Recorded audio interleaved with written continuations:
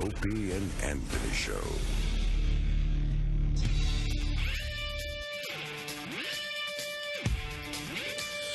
Good morning, everybody. Hello. Gonna show a lot of energy because we got a sick show, right? Yeah, everybody's like a little sick. We call it under the weather. Who gets sick in the summer, by the way? I don't know. Some kind of a germ got in there. Well, I took Friday off to enjoy a beach house. I end up having my famous strep throat, which I get once a year. Was it strep? Oh, yeah, it was strep. Why? Just wondering. Yeah, absolutely was. Worst fucking sore throat I've had in years. But I'll tell you that that Z-Pack, when you use it properly, Yeah. Good shit. a lot of people get those Z-Packs and eat it like it's fucking M&Ms. But when you use it properly, oh my God, does it work. Knocked that shit right out of me. Yeah, that sore throat thing going on over the weekend. Right. Late last week and then over the weekend, and then it went away, and then all of a sudden just bam, full-blown AIDS in my fucking face. Everyone seems to have it, though. Yeah. Fucking cold. I think I brought it home from Philly because we were at a kid party down there, and my sister-in-law had strep throat. And she showed up at the kids' party and said, "Oh, no, I'm good now." Really? Yeah. And a lot of us have been sick ever since with something. So I think I got it from her, probably. Who knows? Sucks. Like hacking, coughing, and then The dry tickle cough. yeah, and then just the nose, snot.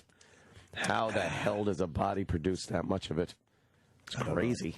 I know. And then you get dehydrated because of that. Oh man.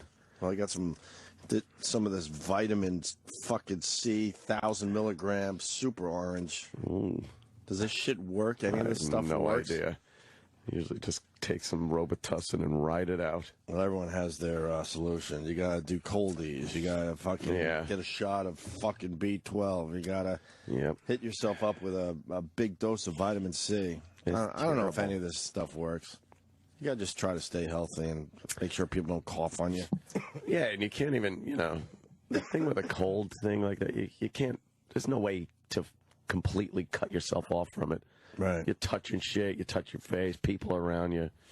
Shaking hands. Shaking hands. A lot of shaking of hands. Doing big backdoor deals. Right. People don't really shake hands anymore. Backdoor deals. Who shakes hands? I don't know. That's like a lost art. I'm a handshaker. No, you're not. I see a lot of guys that shake hands. I do. No, you don't. It's a quick little fist bump. No, I never fist bump. Or a deep fucking kiss. A nice, deep tongue It's either kiss. a deep kiss or a fist bump, but that handshaking is gone. Man. Fuck. Jesus Christ. Jesus H. Christ. So I guess nothing really happened since the the last weekend. radio show. So. No, very slow news weekend, apparently. Not much to talk about on Twitter or anything. It's just Oh, yeah, Twitter. That thing. the Twitster. Oh, yeah, that thing. It's just, What a lovely place to hang out. Twitter has just permeated our lives. It's permeated everyone's lives, and it's really just becoming a very, very sad thing. It's There's so much negativity associated with Twitter, the Twitter. When the Twitter guys came around, it was like, holy fuck, this is it. This is how we're going to communicate with each other. 140 characters. We'll just talk. And the more and more, we get into it, it's just a negative, shitty world. A lot of negative Nellies. With everyone just writing their shit on a bathroom wall, like you said. It's just... Yeah. It's the bathroom wall. It's the desk in school. It's the fucking, just whatever it is, wherever you can write some shit about somebody. And everyone has a problem with it. Everyone you talk to has a problem with it. Yeah.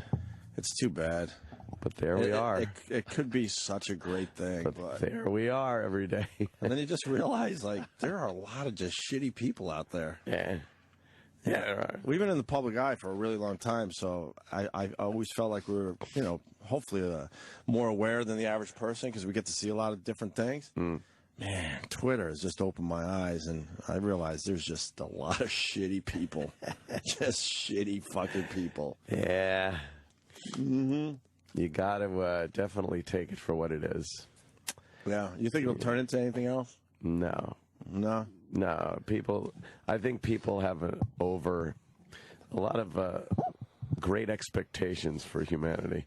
And the truth of the matter is, it's the people. You know, it's not Twitter. Right. It's not the fucking program. It's the people typing shit into it. And people are just awful things.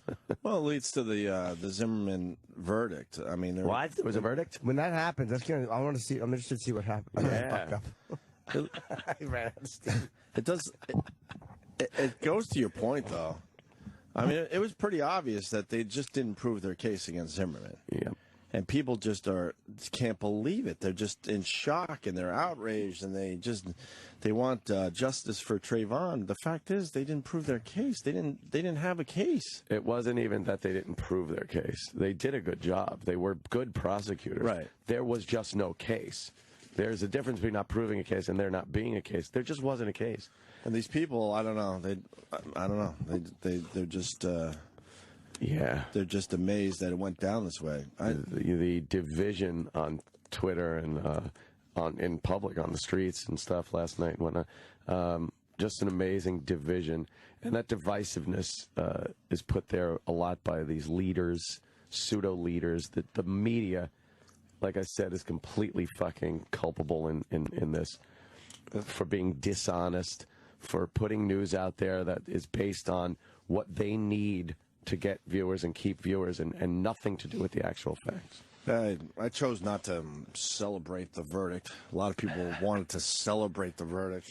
I celebrated in a way, not like woohoo, gloating, celebrating, but I celebrated it as you look at the case, you look at what the facts were, and I'm glad that it worked. The system worked.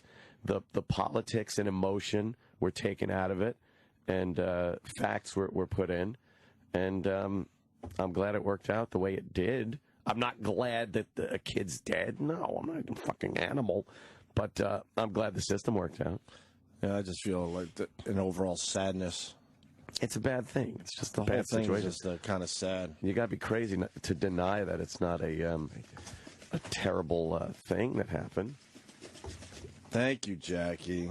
Look how she puts it right perfect. Just where I would want it's just amazing. Jackie it's just amazing every time. She's amazing. It's not amazing. Oh, and then she just it's just amazing before she leaves. Other interns, they put the coffee away over there. Or look.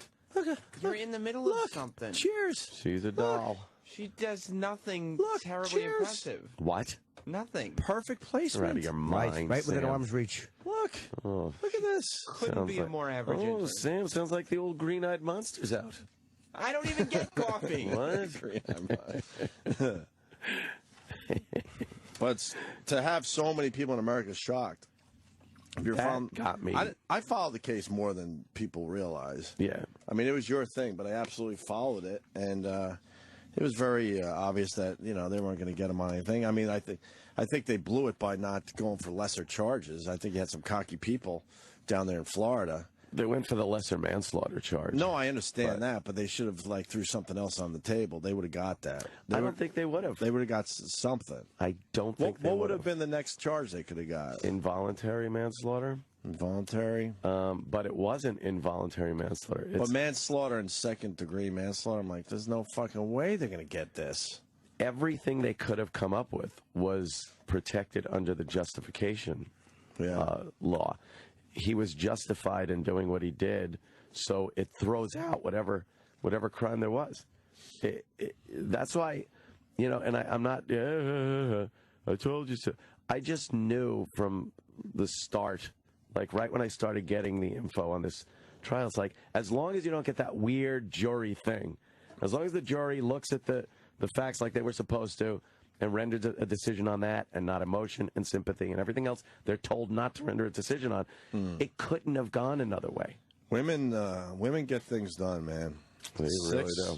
6 women on the jury. They get things done. 6 women. They really do, man. And you got to realize they're in this little fucking microcosm of a world when they're sequestered like that.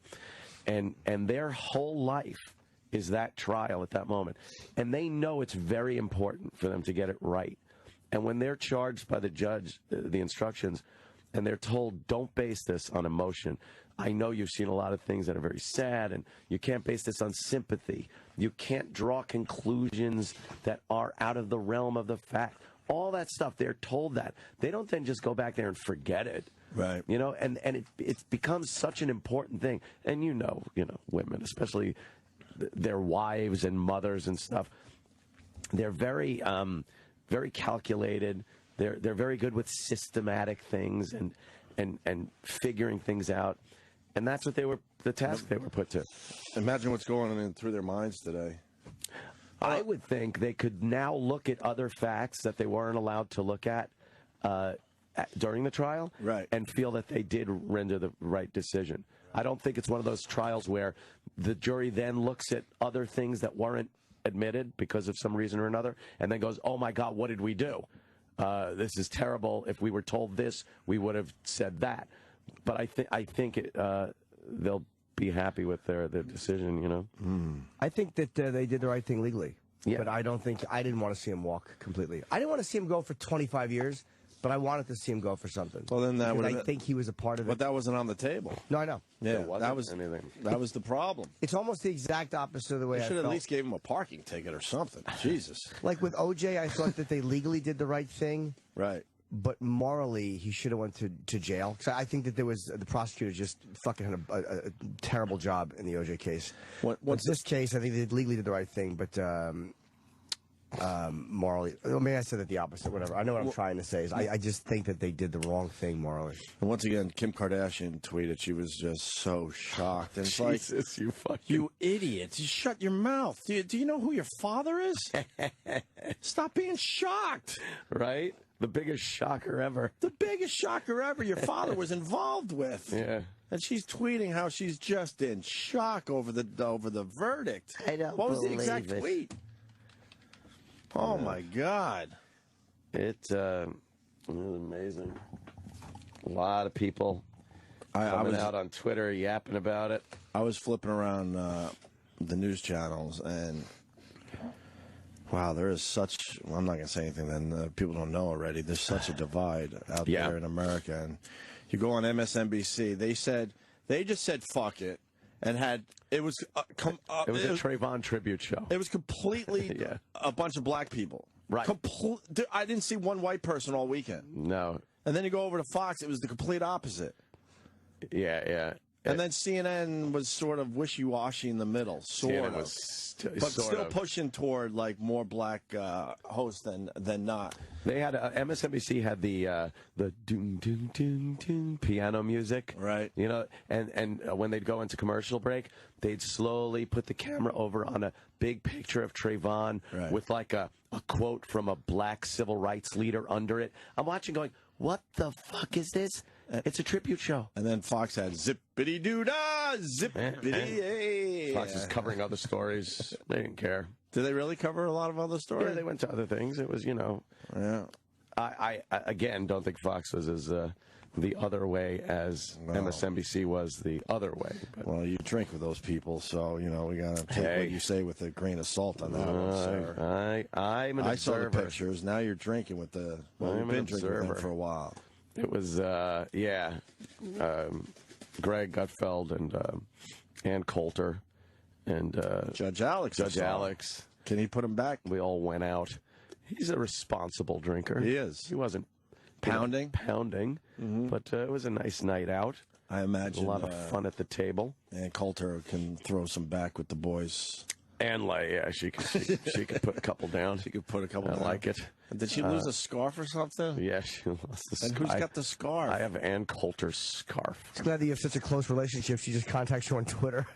I know. No email. You still don't have fucking each other's numbers? We traded some emails. I think she wanted to get to me like really quickly to see if I had it, and I was still there.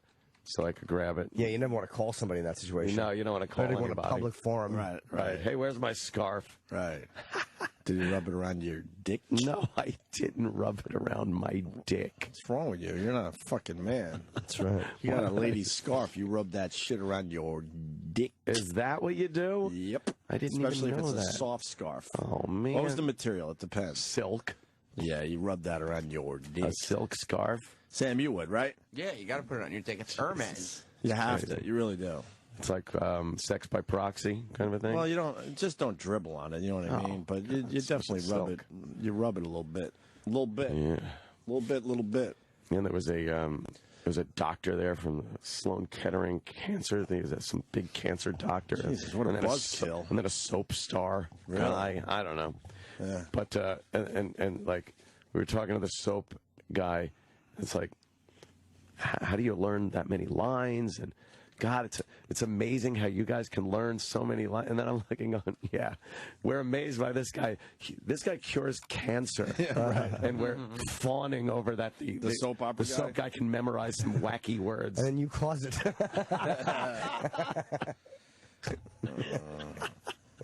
It was a very fun night, though, yeah.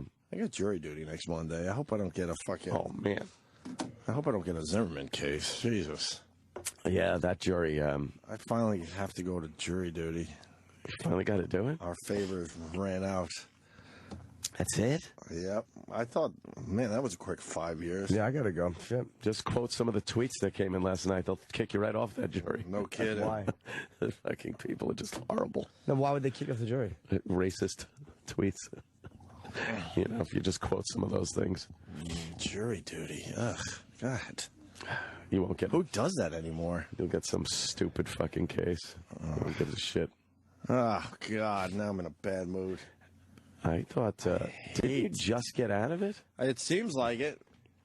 Must have been, what, 2 years? No. 3 years? 5 years? I think it might have been 5 years. I remember someone saying you're good for 5 years. You're like, I kind of knew people at the time, but now like they're shutting down those favors.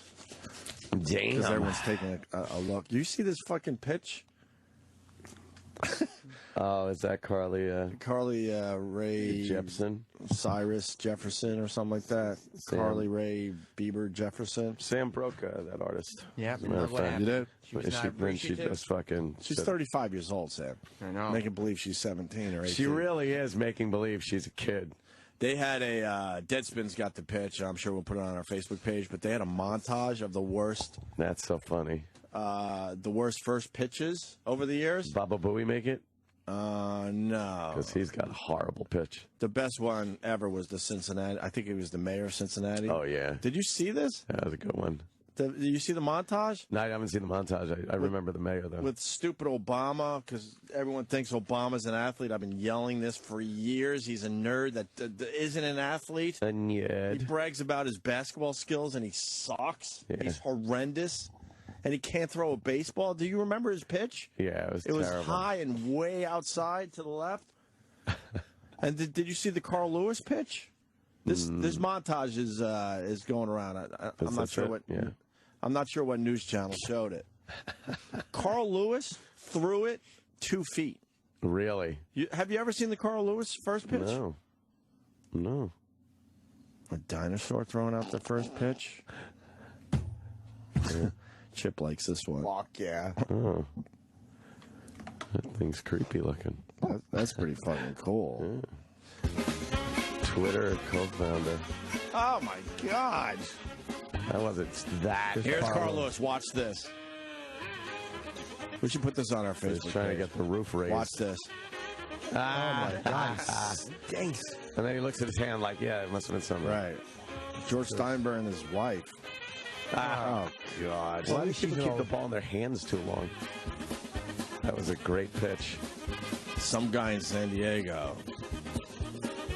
It's just terrible pitch. Oh, my God. People hold it too long and throw it right by their feet. How hard is this? How hard is it, really? Baba Booey makes this fucking terrible. Oh, God. Some cameraman caught it. Oh, the ump caught it. How can it be that bad at throwing a baseball? Cincinnati watch mayor. this fucking thing. Oh, my God. He threw it literally left. It just went left. It had to be 30 feet to the left. And what Mark Schott said about him was really inappropriate. Oh.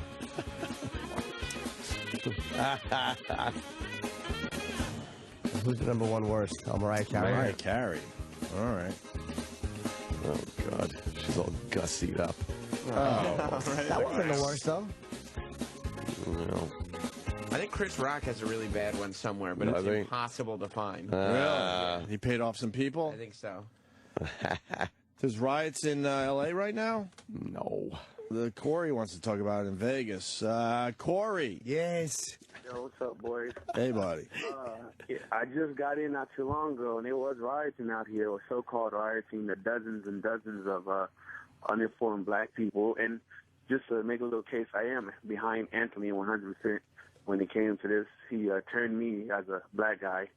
And, they was out there throwing trash cans, stopping traffic. It's not rioting. There's a little, shenanigans going on, but no rioting. You look at L.A. back in '92, that's some rioting. Well, they ran on the freeway. The police had to stop them. Yeah. They ran on the freeway, which was pretty funny today. I tried to get video of that. And then they tried to move up to Hollywood, and LAPD was having none of that. And I tried to take a couple pictures of it, but they was having none of that. They was trying to push them all back to Leimert Park, and then they kind of put them up in threes, and it was like, you three go. And they were just stopping everybody. Press couldn't take pictures. They was like, nah, we're not having none of that. It was funny because they're trying to stand for something, but all the older people lost havoc, and then it just left the younger, like 19-year-old people. And for a minute, they started chanting, no justice, no peace. They started chanting no peace, no justice for a while. And I'm just sitting there looking like, oh, these idiots. Like, they're just so uninformed. I think the police departments around some of the larger cities have gotten so good at crowd control, more so than they used to, and I think their deployment is a lot quicker these days. That I don't see the giant riots really easily being able to happen like they used to. They're able to divvy up a crowd, break up that crowd. If you have a big gathering and you let them just go as a wild mob down the street. That's what really gets out of hand. They're able to chop that crowd up into sections, and then each little squad takes a section, and they can't build that momentum up anymore. Police have gotten very good at that. It was pretty impressive in Times Square last night. Yeah, there were a lot of people, but there were thousands of people in Times Square. Times Square, it was peaceful. They had some arrests and shit. Right. You're always going to get that with a big crowd, but it wasn't any mass running around, busting windows, stealing shit or anything. Sure. I think the protests are more... I think they arrested 17 people in Hollywood today. It's nothing. They tried to do something, and they had about 40, maybe 50 cops there. They just shut it down real fast. They shut it right down. All right. Well, a bunch of people from L.A. Tweeting right now saying not much of a riot going on. Nah, there's nothing going on. All right, Corey. Thank you, brother. Yes, Corey. All right. I think that one of the problems, that they keep comparing him to like Emmett Till, is that they feel like, oh, here's a black guy that was shot and no one's going to jail for it. Right. Like that's what the whole thing is like. Because like they say, well, the black guys shooting each other, but those guys were arrested. Like the guys that shoot each other in Chicago or whatever, or at least seen as criminals and arrested. And this is just a case of, like, when you look at, like, Sean Bell. And Amadou Diallo. And, I understand there's got to be very frustrating to see these guys fucking getting shot unarmed, and then no one goes to jail for it. Yeah, it's all about intent, too, and I don't know.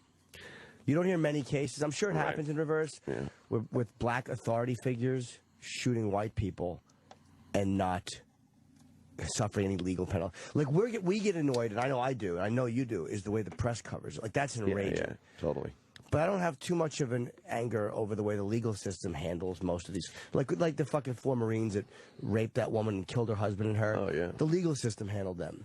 Or all these other situations. I don't have too much of an issue with the legal system. It's just the press. Yeah, whereas with blacks, it seems to be just the opposite. They don't give a fuck how the press covers it.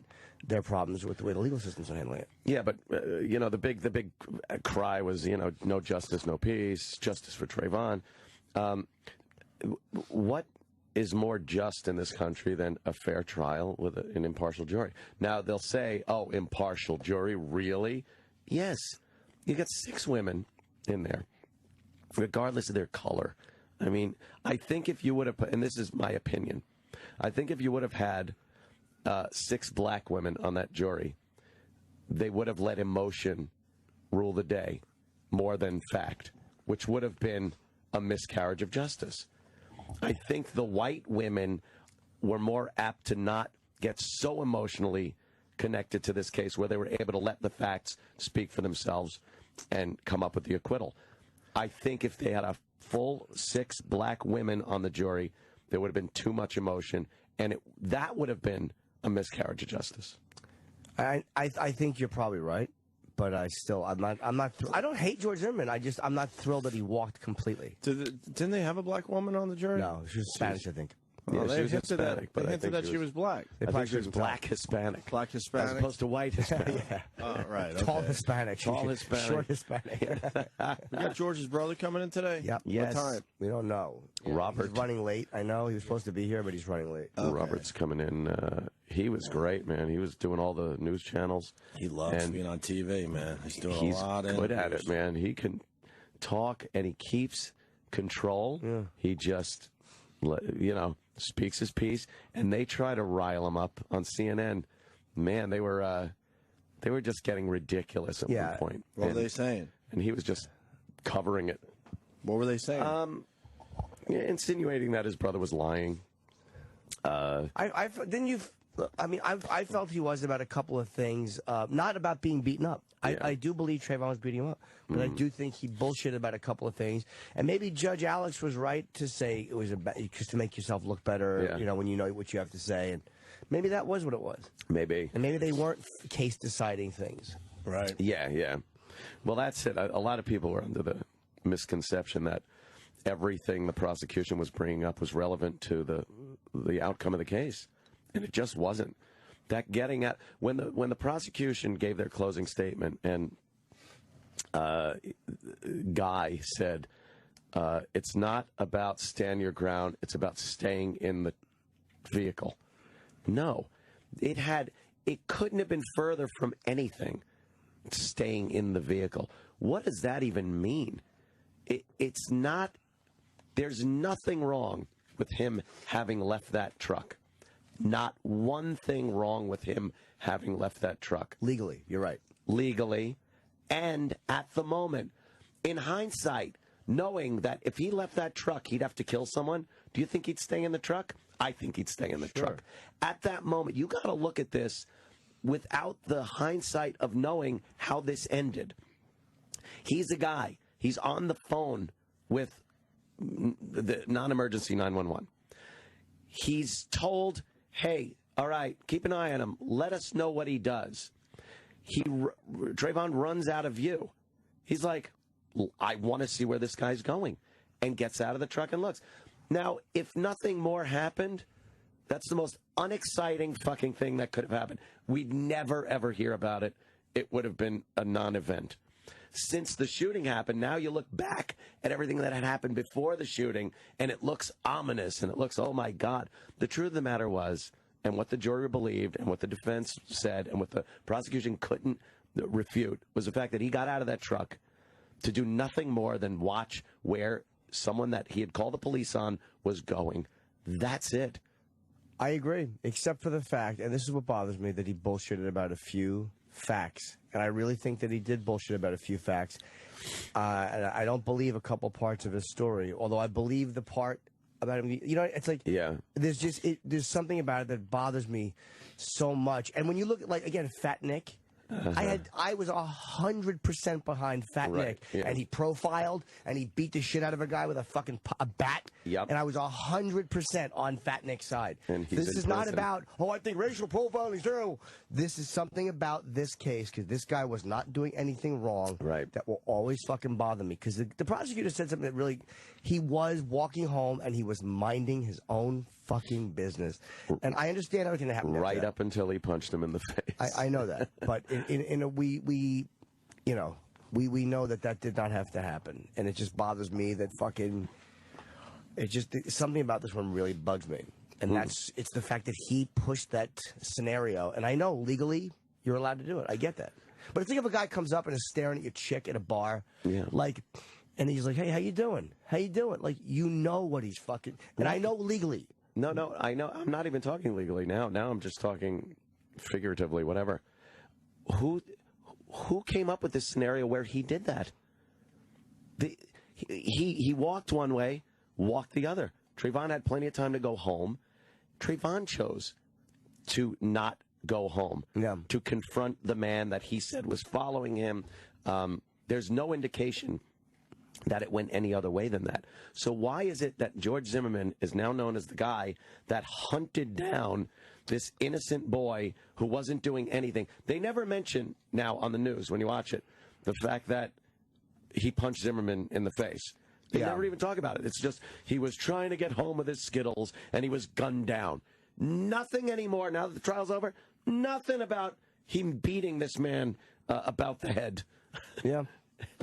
And you could speculate as to what Trayvon and George's meeting was and what happened in that short period of time.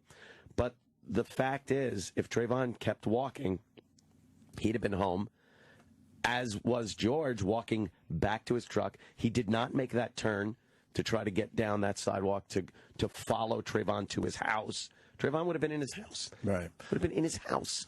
And you got to remember that Zimmerman's life is pretty much ruined too. Yeah. So he got something out of this in the end. And he's not done with court either. He has they may have a civil trial. He may have a fucking no way a civil trial even gets started on him. It can't.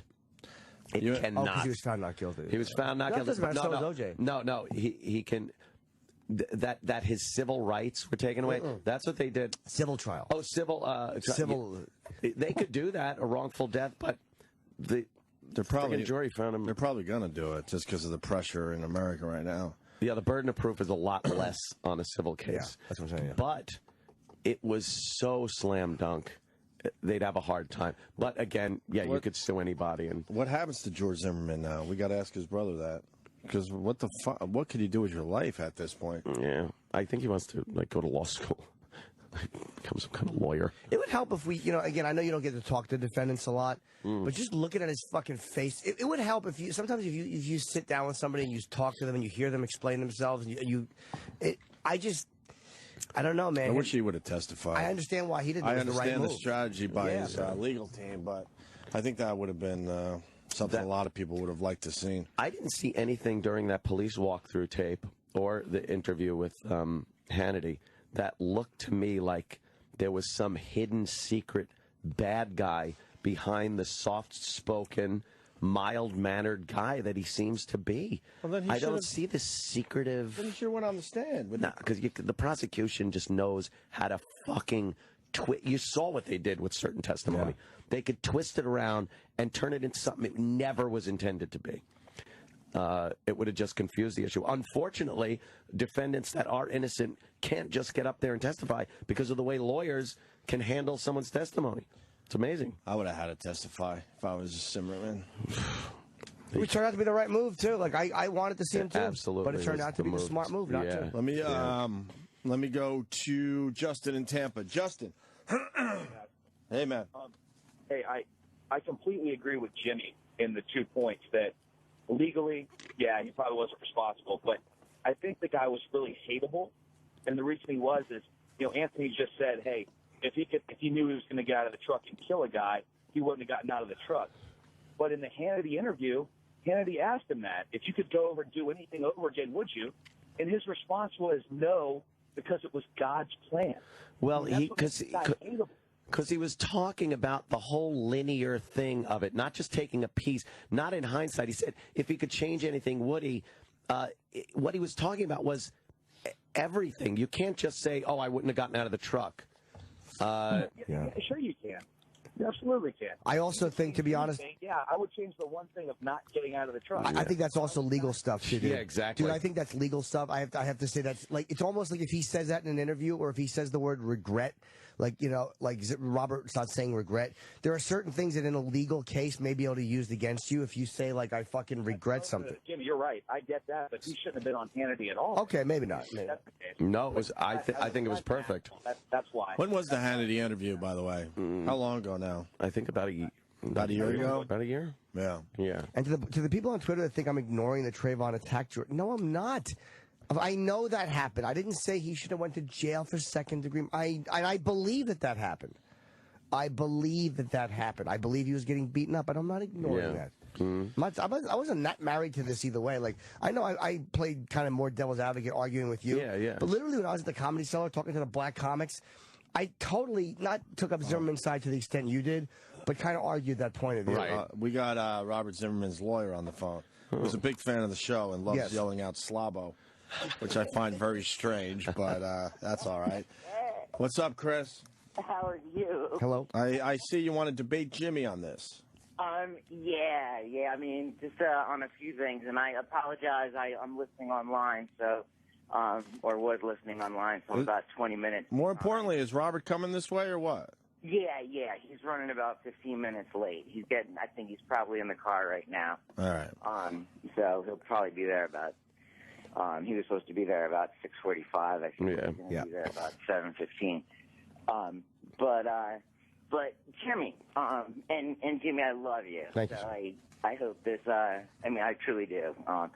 And so, yeah, this is just a friendly little debate. But you say you. Thank you, Jackie. We have a guest. What? We have a guest. But it's amazing how the food comes I know, right on right time. there. Love it. We're heading toward a break, and the food is right there for us. Right. So we don't have to eat on air because the listeners hate that. She's just a girl. She doesn't do it. She's What? terrific, Sam. Just a girl. You got blinders on. Right. Go ahead there, Chris. Yes, sir. No problem. But you say that George should have been convicted of something. I mean, like, could you say what you think he could be? Honestly, I'll be very honest with you. I realize I'm speaking more from emotion because there's something about this that just bothers me a lot. And a lesser manslaughter, which may not have, dude, legally it may not have even been on the table, and I understand that. I'm only talking about it just, I don't feel he did nothing wrong. I'm not debating the law and saying that legally, like, I understand that. Sometimes, the law says one thing, but we feel something else. So I don't say that I just wanted to see him get convicted of something, but not second-degree murder, and not even the harshest manslaughter. There was just something, I don't think he should have walked totally. Okay, I understand, and I mean, obviously, I completely disagree. I understand, but one of the reasons you talk about is that he said something, or he told the police something to the effect, and I might misquote it a little bit, that tonight you're going to die, or you're going to die tonight. And now, what if? All right, cops didn't take him to the hospital. I guarantee you, with a broken nose and a head like that, he had a concussion. I mean, football players get a concussion, and the head coach asks them, "Hey, what's your name?" And then they'll say, "Joe Montana." Right. So if he had a concussion, what if Trayvon said, "You're gonna die tonight, motherfucker"? And he said, and when George spoke to the police, he said it as he did. Tonight's your last night of life, or whatever. I mean, could he have made a mistake? You're saying he could have made an honest mistake in recalling it in that moment? Yeah. Yeah, maybe. Again, you could be right. Oh, wow. That's what you were trying to say? I just don't. I just don't. I just don't buy Chris, it. are you nervous? Jesus. Yeah, I guess a little bit. Okay. I'm just trying to help you out because you're a lawyer. My God. Chris, a little nervous. All right. Go ahead, what bothers me, Chris, is that George. Again, I don't think George is a stalker. I don't think he's out to murder a guy. I don't think he's this terrible fucking inhuman at all. The bottom line was, I know he had called 911 10 times. He did profile this guy, and I would have too in those circumstances. Like, I understand why that you profile that dude. I don't say that he's morally, I can't comprehend how. Of course I get why. It's a white neighborhood, a black guy in a hoodie walking through. You've had some robberies. You're checking him out. I get that. But when you go down that road and you got a pistol, there's just too many things that, like, he's circling my car, but I'm getting out anyway. There's certain inconsistencies that just bothered me, and I think he had the courage of having the gun, which I probably would have had too in that situation, but not the know-how to stop that situation before it got to that point. And that, in that kind of intangible, inexplicable thing is what bothers me.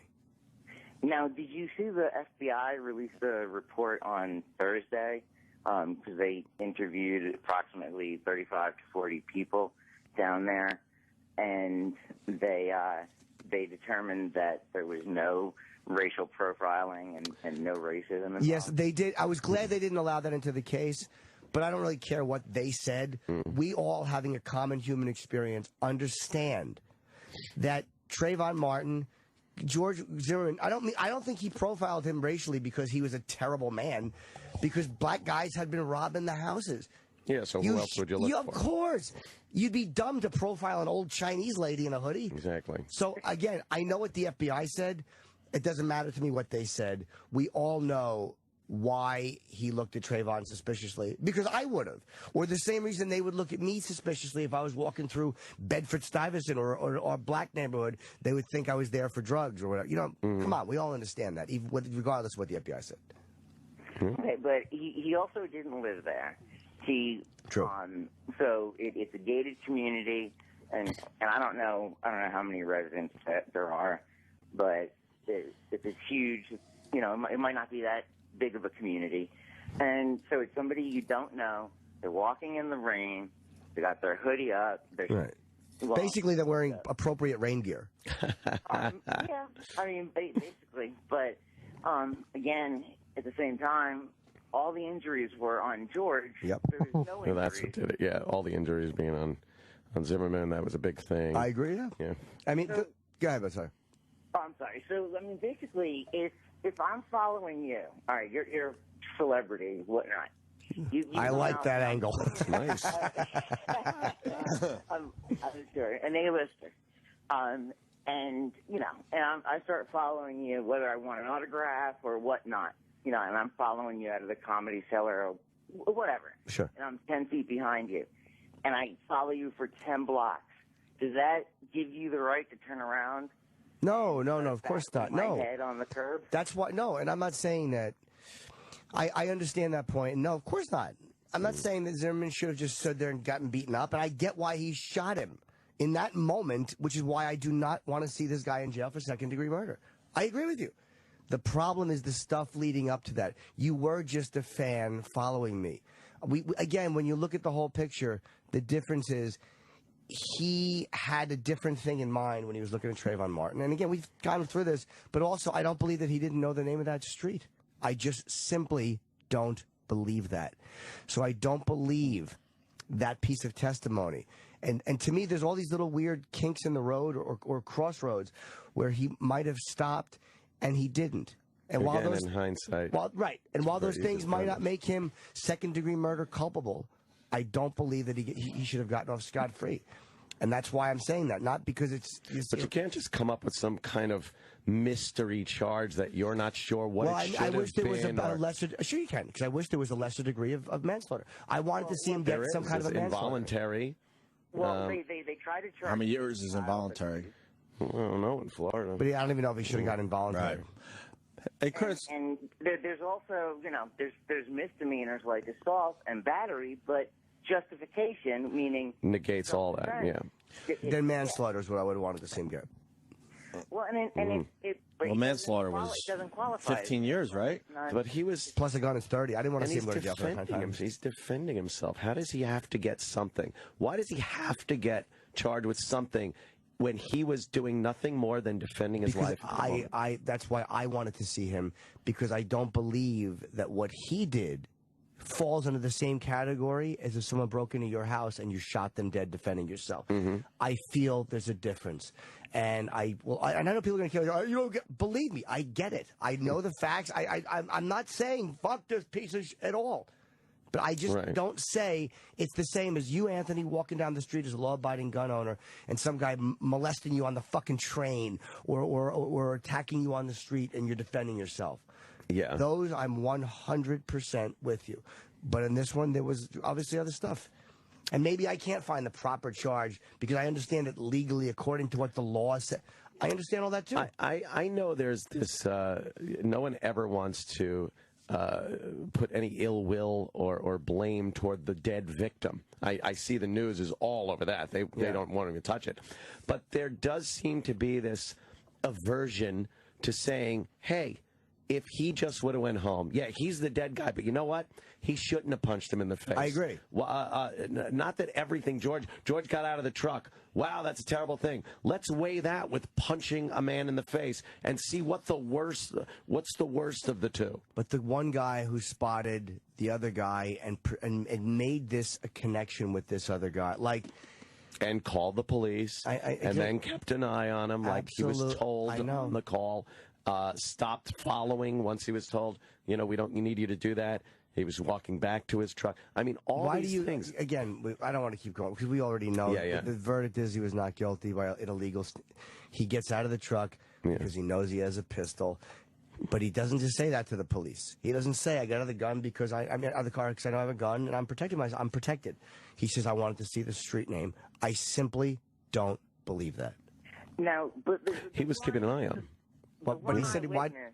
I'm sorry. I'm sorry. The one eyewitness testified that he opened the door when he saw Trayvon beating the crap out of George, and he yelled out, I'm going to call 911 if you guys don't stop. And George screamed, no, please come and help me. That's not somebody who wants to pull up a gun and kill them. Right, You're right. And I agree, and I don't think that's why I do not think he's a second-degree murderer. And in that moment, I believe his self-defense. That's the point maybe I don't make clearly. I believe he shot him in self-defense. And I absolutely buy that. I know you're putting a lot into the lead up to it, which again, I know legally that gets me nowhere. I'm only telling you how I feel about it. I don't say that. Just talking about raw emotions. It just bothers me, and that's why it bothers me. But I don't think you're right. I don't think he meant to shoot him and wanted to shoot him. Well, let's not go around in circles with Chris over here. Jesus Christ. Yeah. Chris, I got a question for you. Have you seen George? Yeah, he actually, while we were talking just about 3 minutes ago, he just, no, George, I'm sorry. Robert just called, so he's on his way. Okay. But no, and anything I say, I want to preface by I've never spoken with George. Mm-hmm. I've never spoken with his legal team, who I have immense respect for.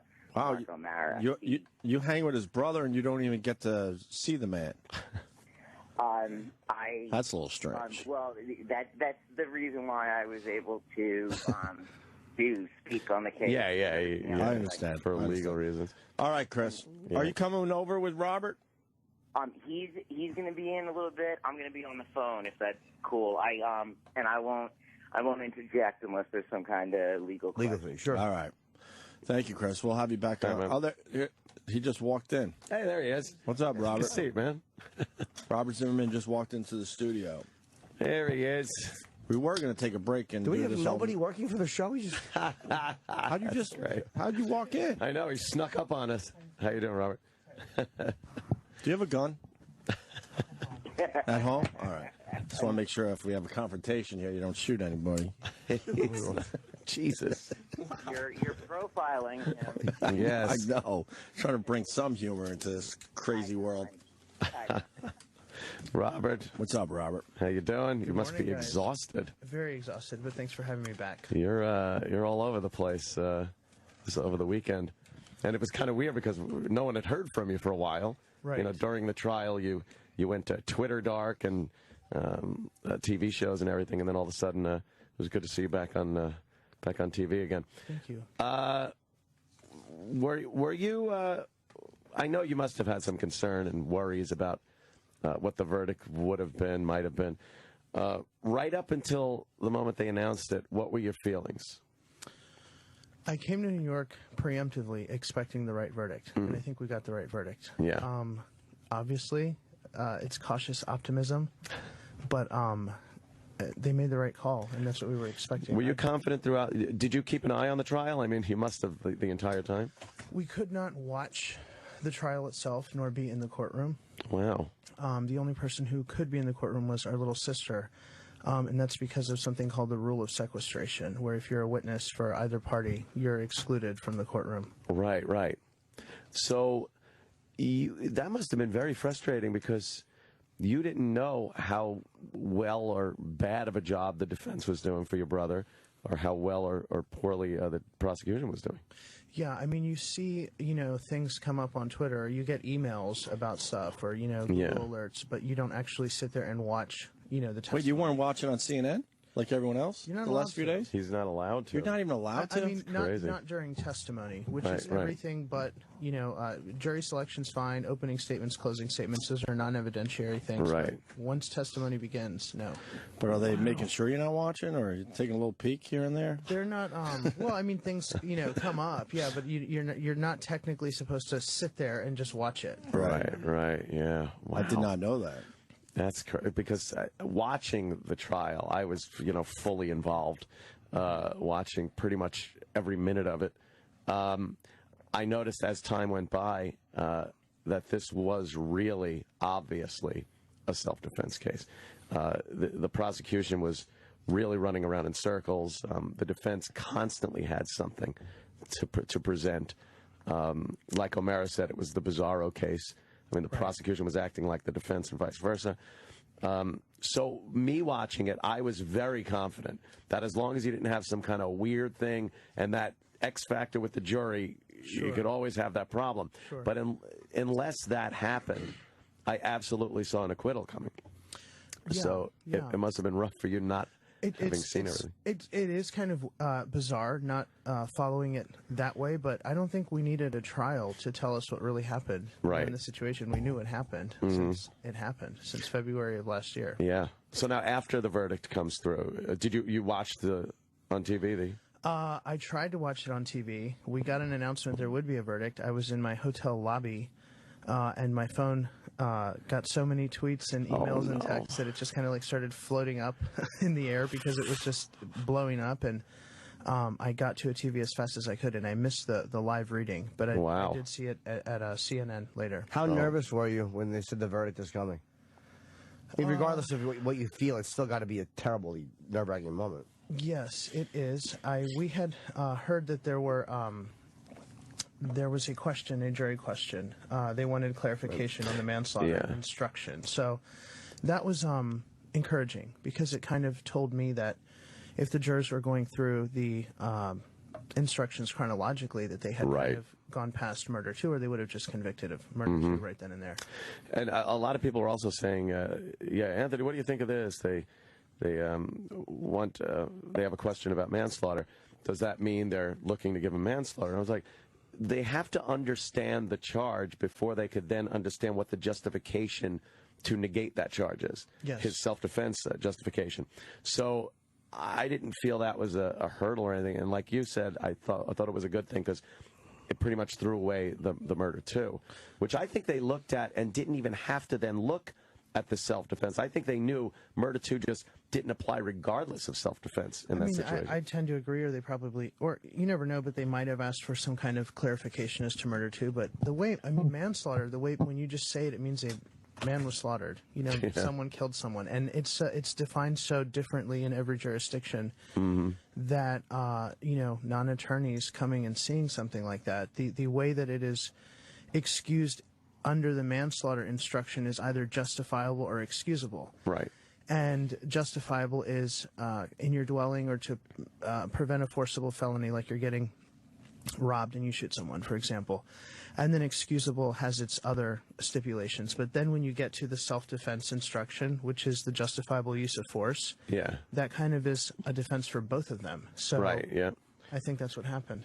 What do you think it is that your brother represents? Because I had my issues with the verdict, although I did not want to see him go to jail for murder 2.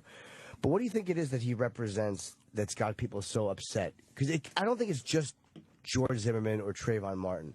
He's become like these things happen that make the whole country kind of focus, and it means something more. I think the reprehensible media probably has a lot to do with I do. perception. I think that when this happened in the beginning, there was just George and Trayvon Martin, for about a day. And I think that after, in my view, Miss Fulton and Mr. Martin had grief like any parent would. I think their grief was exploited.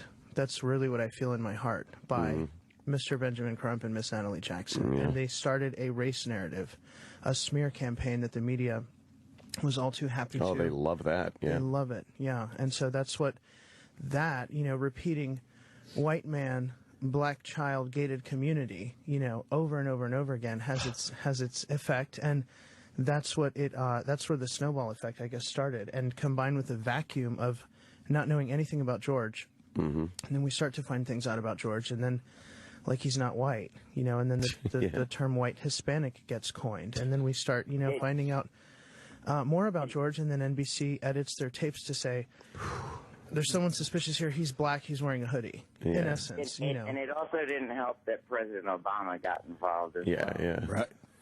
I don't think it did. I don't think anyone really would have known how to make sense of that at the time. I think, you know, my opinion is it was kind of a missed opportunity to be presidential and to just take race off the table. You know, I think a white president saying, you know, if I had a son, he would have looked like whomever, would have been laughed out of office. Yeah, exactly.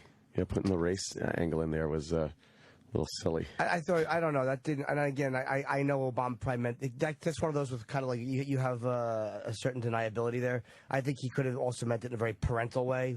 But, you know, it could have been racial, or it could have been... bring it up? He would have looked like, not acted, not been, not, you know, he's basing it on color of skin. No, he would look like Trayvon Martin, like I could see myself in a parent's shoes, like that could be my son. I didn't take it like he meant literally, like, you know, he would have the same skin tone, you know. You know. But and Jimmy, you gotta consider what were the Zimmerman parents going through. I think that's something that only we felt that I guess attack at the time. My dad referred to it as hate. You know, I don't have a son, but if I did have a son, I would hope that we would investigate whatever caused his death. And I don't think I have to put my ethnicity or my race into that statement.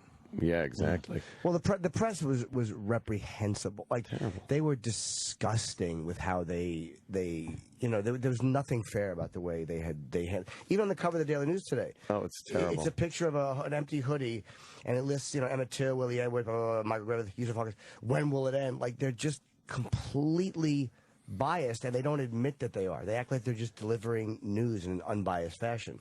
Yeah, and I think that there's this,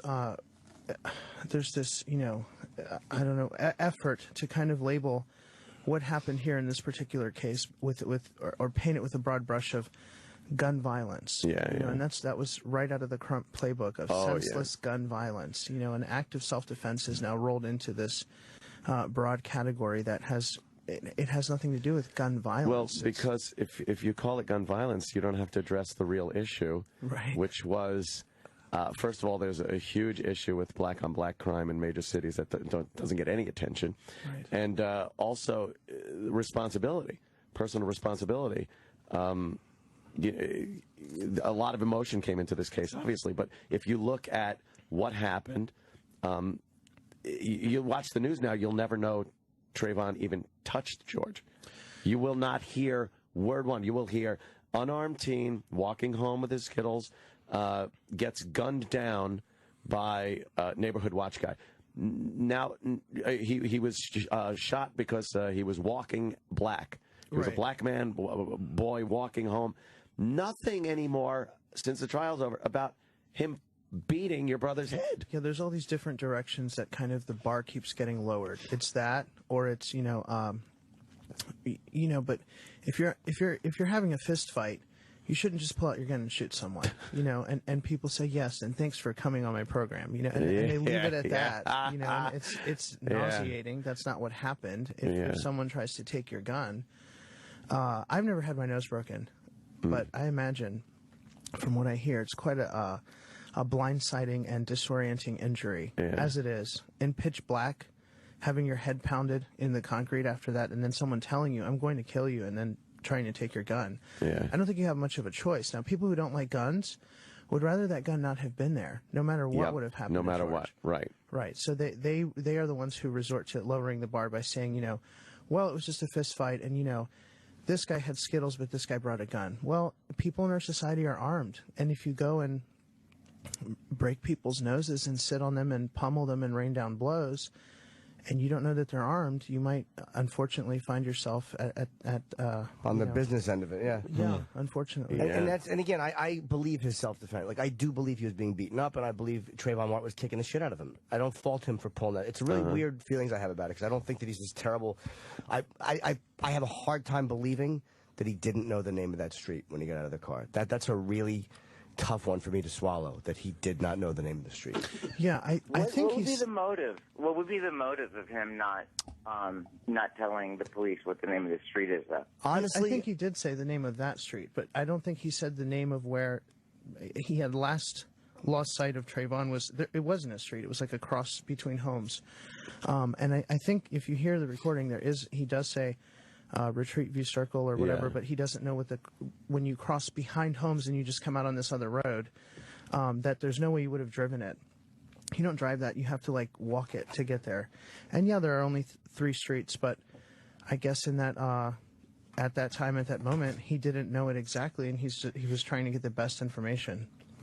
Yeah, that one has been very difficult for me. And again, I don't think that means that he set out because I'm going to hunt this guy down. You know, the Judge Alex, again, I have to credit him, raised good points about, well, sometimes you say things to make yourself look a little bit better, even though what you're saying is basically, remember he said that? Like, what you're saying is basically true. I simply don't, I think that he wanted, again, this is my opinion, I think that he wanted to further the contact, but not to a point of violence and not to a point of, I think that he wanted to be there when the cops got there and had the cops go, great job, you got him. I think that he wanted this to go a little further. I would think that he was just watching him. There was no indication before or during what happened that would lead me to believe he wanted to confront him. He was on the phone with the police. He had called them. He knew the police were literally minutes away. He wanted to watch him so he could go, there, officer, there he is.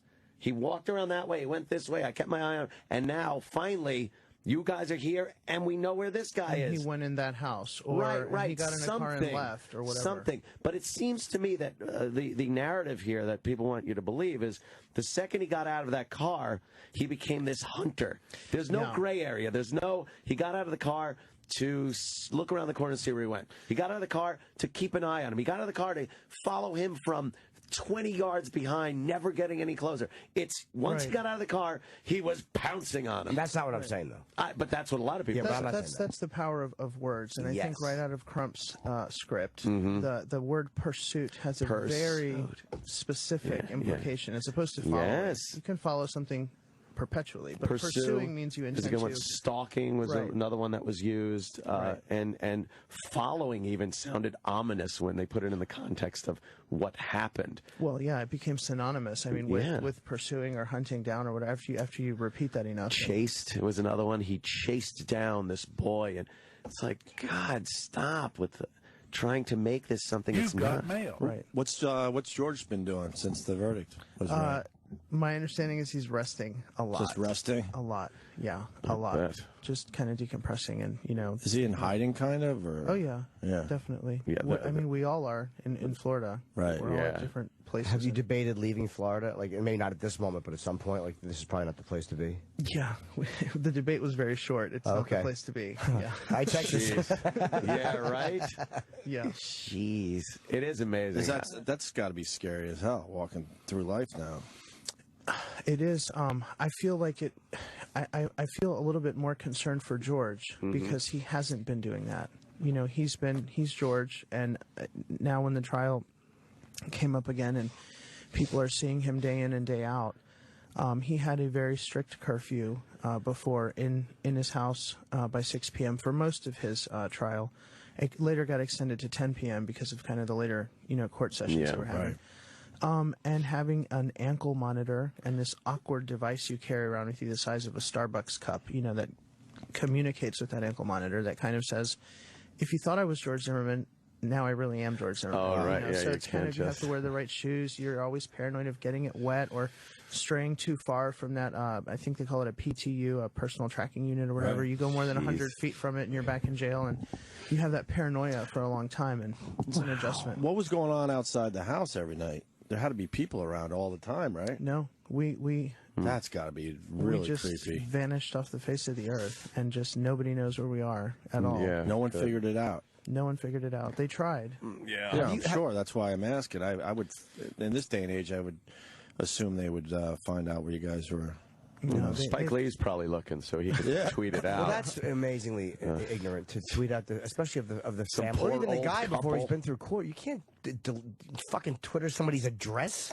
Yeah, and he got the wrong people. Yeah, I know. Of course. Poor old couple was like, "What happened?" You guys picked terrible. You guys picked a house or an apartment complex where you got neighbors that are just clueless, huh? That not one person saw, like, we do things, George getting fresh air or opening a window or something? Well, we do things very discreetly. Very, very discreetly. I understand all that, but in this day and age, that is really hard to do, no matter who you are. Well, they found us last time, several times. So we wisened up and learned from it. And what kind of life you think George is going to have now? I mean, a lot of people say his life is ruined. Yeah, I would agree. It won't be the same, and it'll have this other dimension of looking over your shoulder all the time. Yeah. I don't know that if you asked George that he would even be able to answer that question. Right. I mean, this is like the second day of freedom. Yeah. It's almost like a new, reality. And there's a theory he gained all that weight, so now he could lose the weight and he could kind of sneak back into society. That was going around Twitter for a while. Yeah, I've heard all kinds of theories about the weight to make him look like a, out of shape, unable to defend himself, guy or whatever. He just gained weight because the stress of that. I believe that. I believe that. You got to be, the depression that you'd feel also being in that situation. You're going to help him out, put him on the workout regimen you're on or something? I'm going to try. I'm going to try to motivate him as best I can. Yeah. What does he do from here, though? Like, okay, he's acquitted, but, like, for the rest, like, I'm thinking, like, if say he gets married in 15 years, it'll be like, Trayvon Martin killer, George, like, he's always going to have that It's not like he can go fill out a job application and have you ever been charged with any felonies? Yes. Murder second degree, but, he's suing NBC. We'll see. I agree with that. I think he should sue the news department. That was terrible. Absolutely. That was a terrible edit. And what about CNN? I guess broadcast his social security number and. They did. I don't know who's. I think obviously that's CNN's fault for their standards of care, but somebody put it up on that screen, so there might be more than one party responsible. They put it on the screen? Oh, yeah. They put it on the screen in court. On the screen in court. Okay. And then which was bad enough for the public in a non-broadcast trial, to see people's social and date of birth and everything. But and they made a big deal of people were gloating about stealing his identity and everything else. So it's like, first of all, why would you now want? I don't think his credit rating is going to be very good for a while. Right. As far as give it a whirl. Yeah. Can he get a new number? Can you get a new social security number? I think you can. Well, really? You can. Yeah. Yeah, and people are outraged that he gets his gun back. That's a big story today in the paper. Yeah, I mean, I understand that. I think people put a lot of symbolism in that gun. He, in fact, committed no crime. We have the presumption of innocence that we carry when we're accused, and that presumption of innocence doesn't leave us. We are presumed innocent when we're found not guilty. That same presumption applies. So if he, in fact, committed no crime, there's no reason he leaves that court the same way he was before the crime was ever committed. So why? Do you think, though, and again, I know this is kind of a fucking, like a pukey left-wing college professor question, but do you think that while we do have the presumption of innocence, do you think that was kind of, and again, a courtesy he didn't afford Trayvon Martin walking through that complex was the presumption of innocence? I think it's clear to me when I hear what happened and when I talked to George when this happened that something aroused his suspicion. And again, this notion that Trayvon was walking, I just don't agree with that. I think my brother would have to be, crazy to pick up the phone and call the police because someone was walking. It sounds to me more like someone was loitering, loitering aimlessly, not in its pouring rain. It's not something that happens in that subdivision. People know where they live and they walk in their house, Or did he say what he was doing?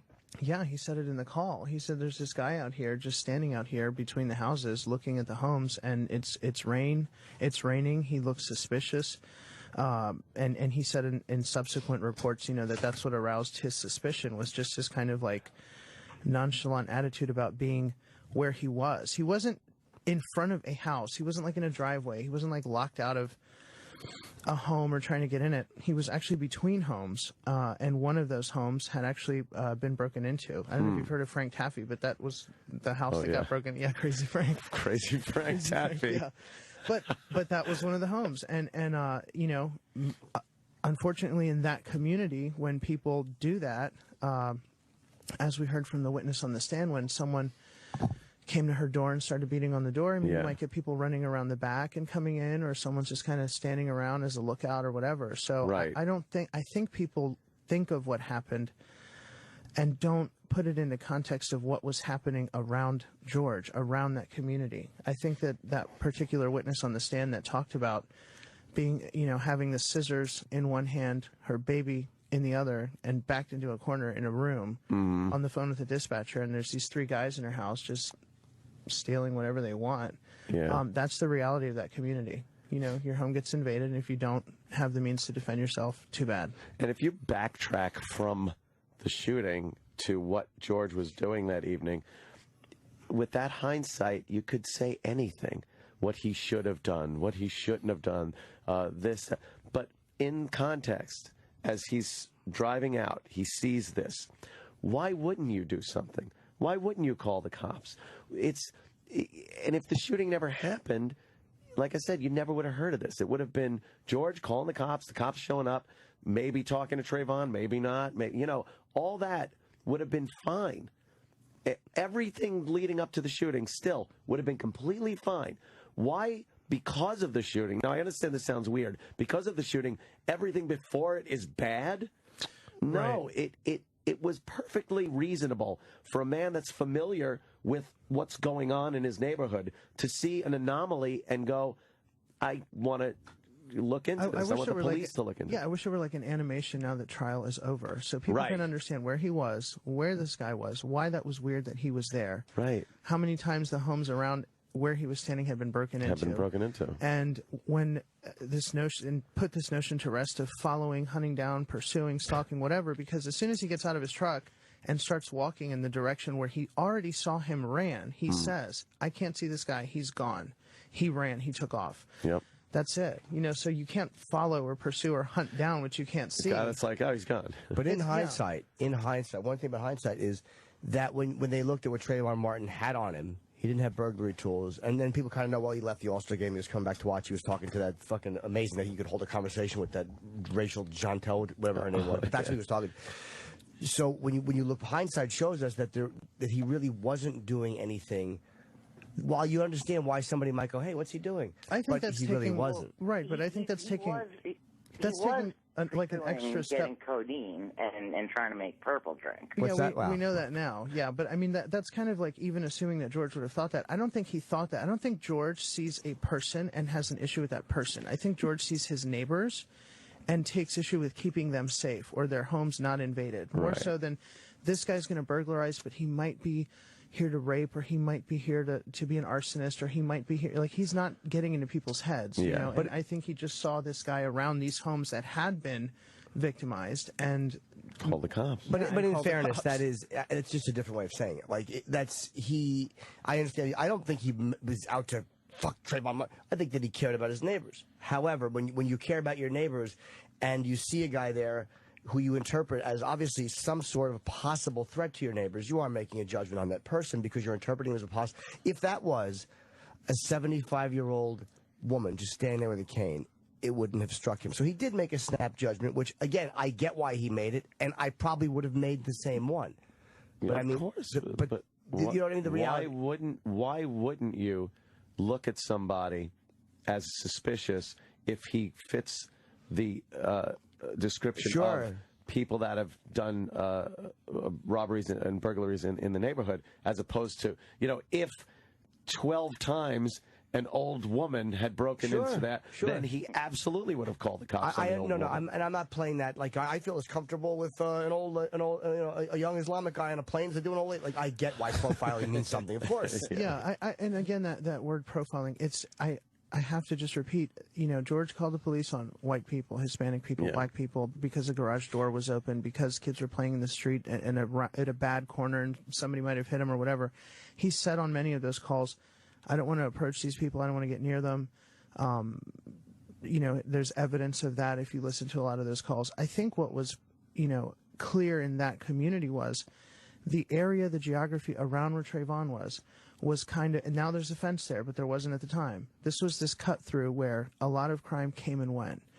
And I don't think he made a judgment so much about Trayvon just simply being there. As much as the NAACP wants you to think it's because he was black, or Al Sharpton wants you to think because it's a hoodie or whatever, it's because those actual homes that are right there really were getting robbed. Yeah. So people in that community, I think, had a way to go about their life. And we know now that George probably really did know his neighbors really well, because he hadn't ever seen that guy before, and it turns out he was right. So that's all he knew about Trayvon, was that he was a stranger, some guy he'd never seen before, and he is around. If someone pulls a fire alarm, you don't look at the guy that's in the bathroom and go, "You look like a trickster to me, so it was probably you." You go and look at who's standing near the fire alarm, and I think that guy was just standing near the things that had been victimized. Sure. And that's what was profiled. Was absolutely. And what's however, though, sorry, if it was a couple days after the fire alarm got pulled, it would be a bit of a different story. If that was in the moment of a robbery, of course I wouldn't even be saying that. But it was. I think what happened, we all, at least common sense dictates to me why he saw Trayvon, and I know George can't come out and say this, and I don't think he's a terrible person for looking at it. The reality was, in that moment, Trayvon Martin was doing nothing wrong. This is one case where I think if you profile people, and by profiling you just mean make a judgment by looking at somebody, according to what other people who look like that person have done. And it's accurate, because positive profiles happen all the time. Nobody minds fucking Dominican pride, but if you say something bad about Dominicans, people hate it. Personally, I think that he made a snap judgment about a guy who, in that case, just was not doing anything wrong. And that's the danger of it, is that this type of stuff happens where you get a guy who just wasn't doing anything wrong. And right up until he punched him in the face. I'm talking about the initial contact. Yes. Yeah. At the same time, George wasn't doing anything wrong either. That's true. Very true. Yeah. Well, so what? Well, I got a yeah, sure. I guess a strange question. So the verdict is read, and they go to George. Okay, you're free to go. How the fuck does he leave? I need to know how he got out of there. He went he had been leaving through the regular door of the courtroom. Right.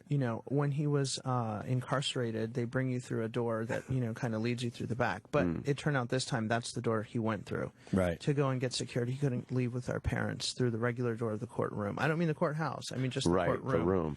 Yeah, so he went out a separate entrance. And then what kind of vehicle did he get in? Because I need to know. I know it was. There were all those protesters out there, and I mean, if I was in that situation, they're like, "You're free to go." I'd be like, "Well, wait a minute." Yeah, they took a bulletproof vest at least or something. They took care of his security, and that was step one. Is that if it didn't matter what the and the media couldn't figure out what car he was in. Nope. That's so amazing to me in this day and age. Can I tell you one thing he should do for the record? Get rid of that gun. Seriously, for real. Have it destroyed and have it public knowledge, because that becomes a trophy for anybody who wants to get that gun and make a statement. Get rid of that fucking gun. You got to get a new gun. I wouldn't disagree. I mean, I don't being entitled to get your gun or other property back is different from him having some kind of fixation with that particular gun. But let the public know it's gone. Get rid, because then somebody all of a sudden is like, "Hey, I want to get that gun just in honor of get rid of it." Yeah, exactly. How do you feel about? This is the only time I've ever disagreed with Robert, but I think that gun is the last thing that's going to keep him safe. Personally, no, I think it's the symbol of that gun. I understand what Jimmy's saying. I mean, get rid of that gun, and if you want to continue to carry, go get another one. Oh, get a gun. Yeah. He has to have one now. I know what Jimmy's saying. Right. But that particular gun is kind of a target in a weird way. It becomes a symbol of the gun that they... Right. Some asshole... And again, if you go out and you harm George Zimmerman, you're an asshole. If you and somebody want to harm him just to get that gun that shot Trayvon, get rid of the one that shot Trayvon. Or just sell fake ones on eBay and represent them to be people that. But you got to realize, if he went out to get a new gun, it's going to be all over the news too. Sure. Oh, what, another death thing. No, not in Florida. There's no registration. So there anybody isn't. Could buy it. No, you just go buy a gun, and as long as the person you give it to is over 18. That seems crazy. Wow. Robert, so you were in New York last night? Yes. What do you think of all the protesters marching all over the place? Times Square had a lot of people. I would assume you were close to Times Square last night. I was, and we didn't know what was happening. And the driver could not get to the Fox building. And I decided with my friend who I was with, why don't we get out and walk? And Fox had all they had told me was, do not get out and walk before this, because I didn't know if it was for time or what. They didn't tell me. So I get out and start walking, and I guess I'm on, I look down 6th, and I see people backed up, and I was like, oh, shoot, that's that demonstration. Oh, my God. So Fox took really good care of me. They came out, they met me on the street, and there were like 50 officers that ran out of the Fox between the doors. I don't know where they came from because I went in the back door on 48th, and they just like rushed out into the street, and they got me in there with a lot of security and out of there through side doors, different doors. Imagine getting caught up in that, where the people think it's like, hey, look, it's Robert Hitler coming down the street. No, then you better just start chanting with them. Boo, George, boo, George. You better fucking jump right in. right to the Fox door. Oh, God. Oh, Jimmy. Oh. Yeah, well, so he should get rid of that. I'm going to say that again for the record. Get rid of the gun. And get a new one. That's a bad fucking thing to hold on to. How was the family, parents and whatnot? They were very emotional that day. The next day, they just kind of rested. It was like a pajama Sunday, and they're also getting used to this new reality where they're not the family of the accused. They're the family of the exonerated. So that's different. And I think they're going to take some time off. I think everybody's going to kind of get away for a while before we kind of regroup and go from there, but just kind of get out of town until things boil over a little bit. I think that's the smartest thing to do. Absolutely. Lay low, relax. Yeah. What'd you think of the lawyer's job? Obviously, they did a great job. Amazing job. I never doubted Mark's presentation ever for a second. I never doubted Don West's examination of very technical or more sophisticated things in court. Never for a second. Enough that I got here because I knew what the verdict would be. Right. When I saw Mark's closing argument, I was like, wow, this is like brilliant. It was amazing. He was impressive, man. The way he kept on that jury about burden of proof. Right. And justification, and telling them, look, you can't just make things up based on what the prosecution. And then he would give them the evidence. Now, here's evidence. And then again, he'd go back to, but let's remember, the burden of proof. But it was an amazing mix of everything he needed to tell that jury. And then even the rebuttal by the prosecution was so out there and vague, and it was emotion versus facts. That's pretty much, if you had to boil it down in 2 words, these are the facts, this is what was not proven, and this is our burden in this country, and then here's what these people want to yell and scream, and I mean, you're not supposed to see the prosecution going, what if, let's assume, what if this happened, what if that. No, they're supposed to be the ones that said this happened. Could it have been the sprinkler? Could it have been? It's like, no, that's or what the you defense decide. says. He kept saying, you decide. That really was a bad, I thought emotionally he did a good job. But that's you right there on the TV. That's you right there. That's me. And Chris Cuomo's trying to get me. He did try to get you. I watched that last night. Yeah, he had that interview with Sean Hannity, and that was presented in court as well. And I don't think that people who are forthcoming and forthright with what they do and believe they're doing the right thing should then go back. That's the way we were taught always as children. If you do the right thing all the time, or what you believe to be right, you don't have to go back and make amends for that and say, it should have been this way. If it should have been that way now, and you can think of that in hindsight, then it should have been that way then. Will George carry a gun now? I don't know. I heard from Piers Morgan actually last night that his gun was returned to him, or that at least he's eligible to have it returned to him. I don't know that he'll carry a gun. I would think that he has more reason to now than before, because there are so many more people who want him dead and that know that he's free, but at the same time he can move about a little bit more than he did before.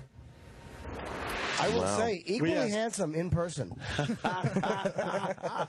Yeah, he was trying to get, like, attorney had said, of course he feels regret. No one ever wants to end up in this situation. I found that interesting because they were a little different on that issue. I think his brother was seizing upon that word. I think there's such sensitivity surrounding all the legalities that are going on here. They wanted to make sure he had his brother's best interest in heart. Regret implies regret is different than remorse. You can't say, I had to do this or I would be dead. I had to do this action to save my my life, and I really regret doing it. Yeah. Because that means you shouldn't have done it. But you can give it regret as an overall, look, I regret this whole thing. I regret the entire day happened. You can regret something in the abstract. More importantly, we asked way better questions than CNN. So. Yeah.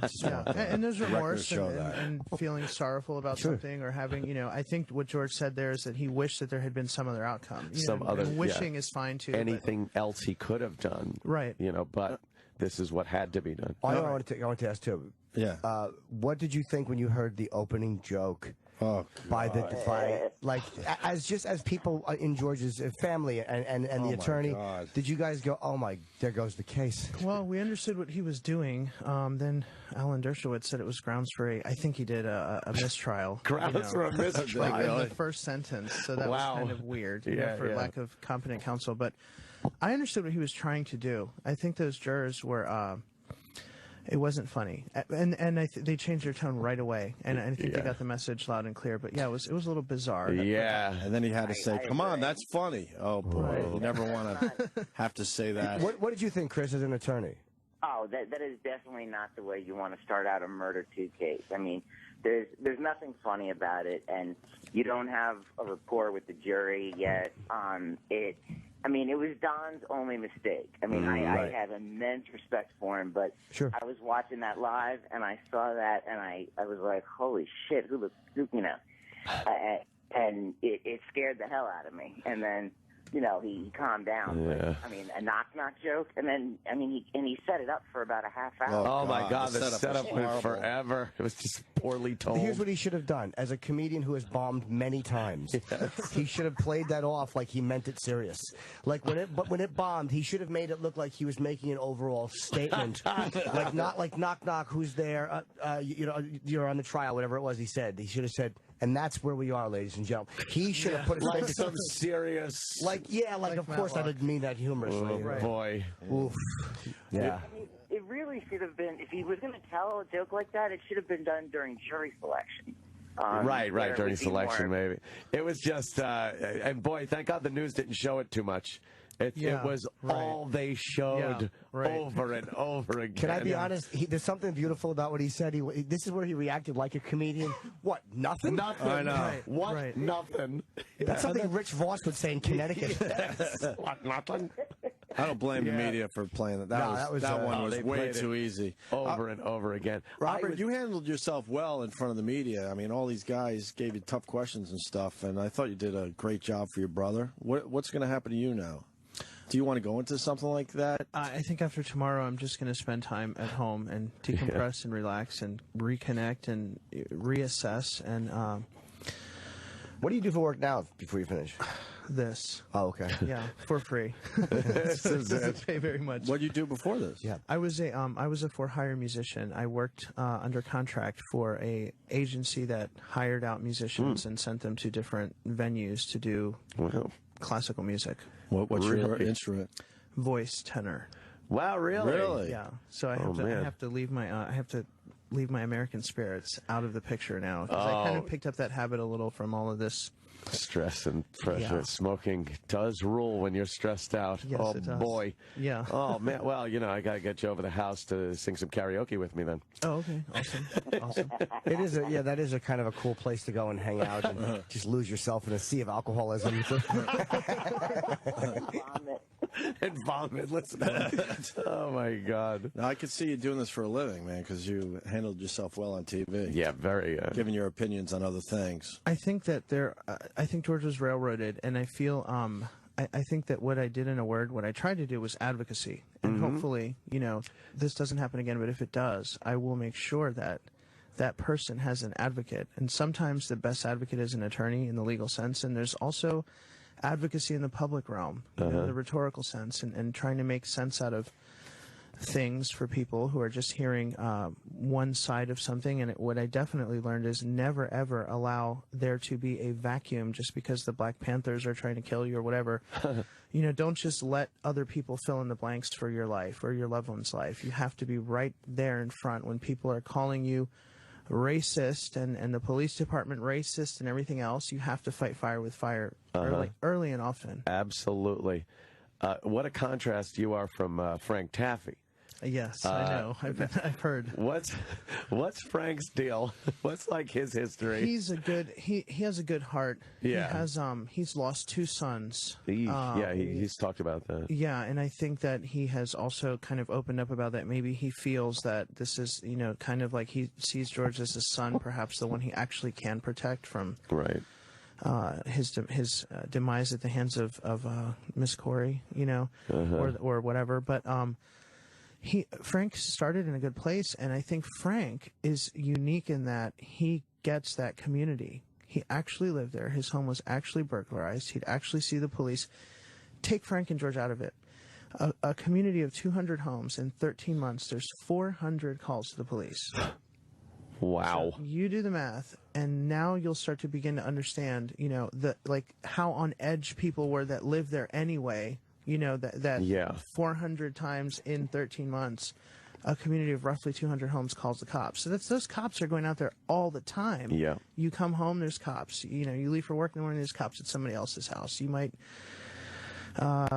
get a call that your home was burglarized that day or whatever. So I think when Frank was particularly incensed that the racial narrative was making traction, and he, for the way he saw it, was nobody really understands Retreat at Twin Lakes and what an awful place this is to live. And this isn't a real gated community. It's just a very normal. Right.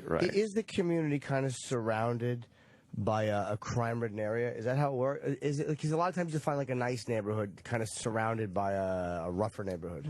My understanding, roughly, is that it kind of does butt up on one side against a rougher neighborhood, and a lot of people, but not all people, but would come from that community or kind of just commit crime and vanish into that community. Right. But they caught people in the community robbing from their neighbors too. So it wasn't necessarily that it came from that, but yeah, that was an issue. Sounds exhausting to live there. Yeah.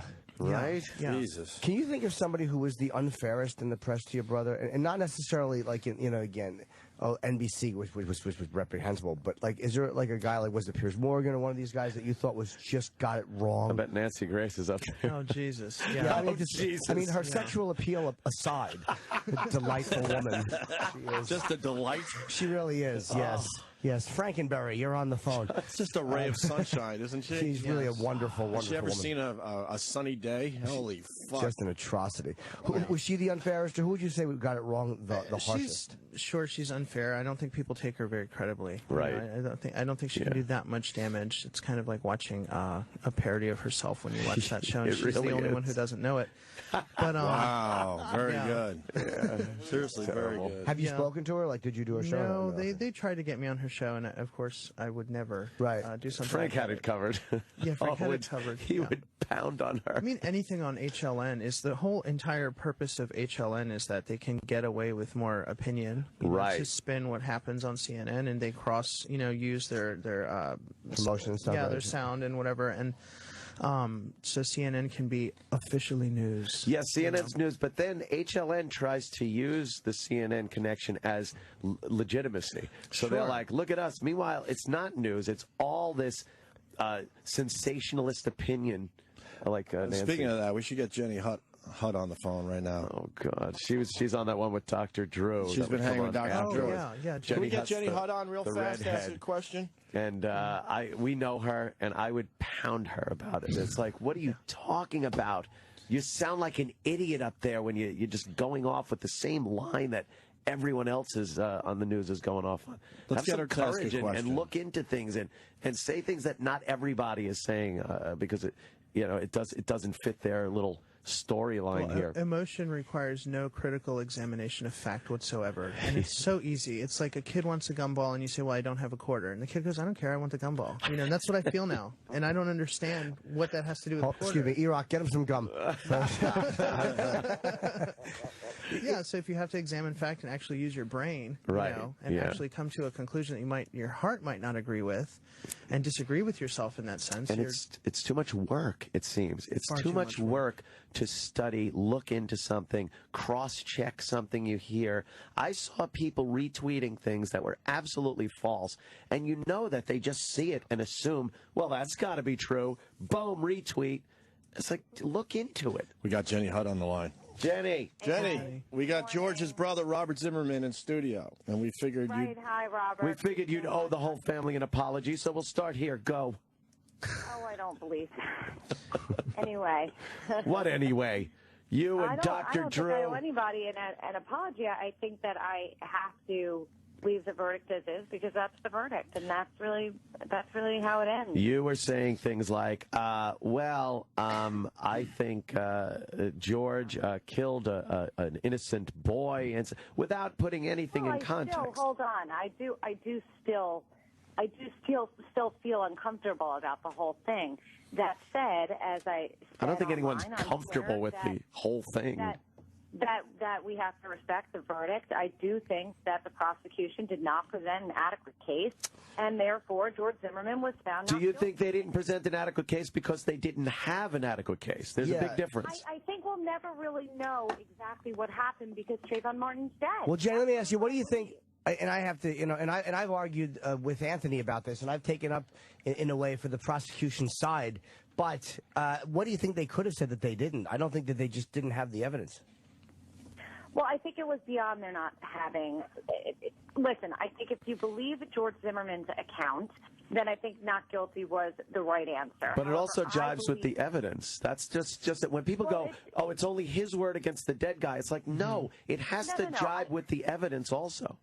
Yeah, but in truth, the evidence the way the evidence was presented, it was on the burden of the prosecution to present enough evidence to convince a jury beyond a reasonable doubt that George Zimmerman was guilty of murder, too. The only job that the defense had was to prove reasonable doubt. And they went above and beyond and actually proved innocence. It was an amazing job by the defense doing what the prosecution normally does. They only needed reasonable doubt. They proved what happened. Hey, guys, the defense did a terrific job. Yeah, I will not say here or say on TV that the defense did anything but a terrific job for their client. But Jenny, my position remains that it's a horrible tragedy. I feel incredibly sad about the loss of this young life, and I do think that George Zimmerman was somewhat quick to trigger, and that's how I feel. And Jenny, Robert, I'm sorry to interrupt you. Robert has a question for you, though. Robert has a question for you. Sorry. Jenny, I think I met you when I did Dr. Drew. Indeed, you did, Robert. I did. How are you? I'm curious about, when people say the burden of proof is on the state. I get that. That's in every situation. But do you think that this man, Chief Bill Lee, who has no job now because racism ruled the day, and him and his entire department were smeared as racist by Ben Crump, and do you think that Norm Wolfinger, who Ben Crump wrote a letter to the Justice Department saying that he had driven in the rain to decide and conspire with the racist police chief not to charge George. Do you think he wouldn't have wanted his job and every employee who worked for him? And do you think that the entire federal Florida Department of Law Enforcement was corrupt and also conspiring to... This is what I think. This is what I think. I believe it was a valid prosecution. I met your friend Frank a bunch of times on the TV show. I don't believe it was a malicious prosecution. I believe that there's now the Department of Justice making some sort of inquiry as to whether there was a civil rights violation. That'll never wash. Never. Listen, to me, I don't know that it'll wash either. However, that's still going on, and there is an aftermath in this whole event. And in a way, I do have I do have compassion for your brother in that not being incarcerated, he's not going to have much of a free life either at this point because society is somewhat inflamed.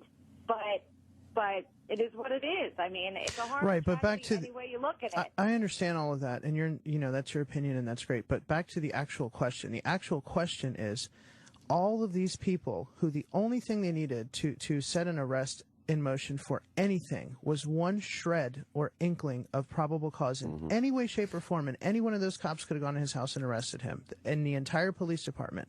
Do you really think that every one of those people was conspiring to not arrest George for racist reasons the way it was presented in the media? Do you really think that's the reality, that Chief Lee would rather be fired by the city council. By the way, that was not something that I looked into. I really only looked at the actual. Surprise, surprise. I didn't care. Oh, that requires, that requires looking into something. The point here is this never should have gone to trial in the first place. This man's life never. I recognize being on your show this morning that there's no way that anyone's going to really care about my perspective. That's not true. I think I've tried. I've been kind of back and forth on this whole thing. I'm trying to hear both sides.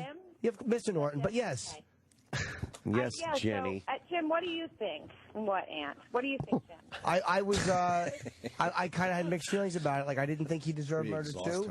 But I wasn't comfortable with him being totally exonerated either. I felt that he pushed this. But I know that I'm. Legally, I don't think.